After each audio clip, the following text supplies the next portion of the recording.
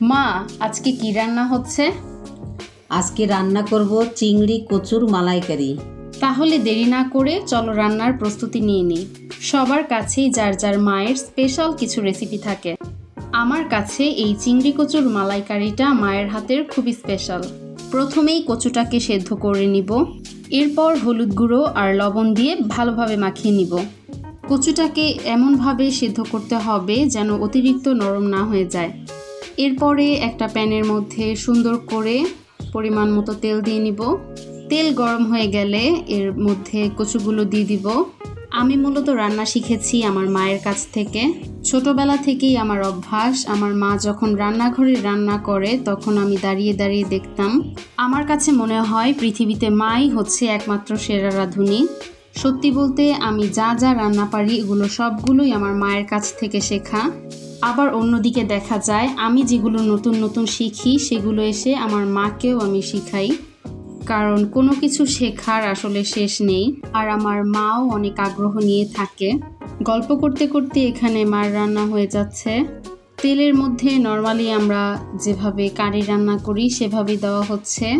প্রথমে তেজপাতা, গরম মশলা, পেঁয়াজ কুচি, আদা রসুন বাটা, হলুদ, মরিচ, ধনিয়া, লবণ সব কিছু দিয়ে ভালোভাবে মিক্স করে এরপর এখানে চিংড়ি দিয়ে দিয়েছে।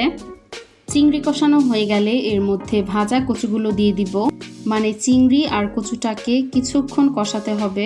এর জন্য আগেই বলেছি কচুটাকে অতিরিক্ত সেদ্ধ করা যাবে না। অতিরিক্ত সেদ্ধ হলে গলে যাবে, আর গলে গেলে এটার টেস্টটা নষ্ট হয়ে যাবে। কষানো হয়ে গেলে এর মধ্যে দিয়ে দিব নারিকেলের দুধ। এই নারিকেলের দুধটা হচ্ছে নারিকেল ব্লেন্ড করে বের করা হয়েছে। রান্নাটা যখন মা করছিল তখন বারবার আমার বড় বোনের কথা মনে পড়ছিল। তার কারণ হচ্ছে আমাদের 4 বোনেরই মায়ের হাতের এই চিংড়ি কচুর মালাইকারিটা অনেক প্রিয়। ঝোল দেওয়ার পর এটা রেডি হয়ে গেলে এর মধ্যে দিয়ে দিতে হবে কাঁচামরিচ, ভাজা জিরা আর সামান্য পরিমাণে চিনি। চিনিটা দেওয়ার পরে একটু মিষ্টি মিষ্টি ভাব আসবে। চিনিটা আসলে অপশনাল। আসলে আমি যখন ভিডিও করছিলাম তখন রান্না থেকে এমন ধোঁয়া বের হচ্ছিল যে আমার ক্যামেরা সাদা হয়ে যাচ্ছিল বারবার। কিন্তু ট্রাস্ট মি, রান্নাটা সামনে থেকে দেখতে এত সুন্দর লাগছিল কালারটা, যেটা ক্যামেরাতে বোঝা যাচ্ছে না। তো এই যে রেডি হয়ে গেল আমার মায়ের হাতের স্পেশাল চিংড়ি কচুর মালাইকারি। ভিডিওটা একেবারেই আমার শখের বশতে করা। এই খাবারটা হয়তো অনেকেই খেয়েছে, আবার অনেকেই খায়নি।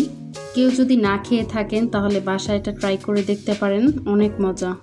কুকিং ভিডিও করতে আমার বরাবর সবসময় ভালো লাগে। এরপর মায়ের হাতের স্পেশাল অন্য কিছু আপনাদের সাথে শেয়ার করব।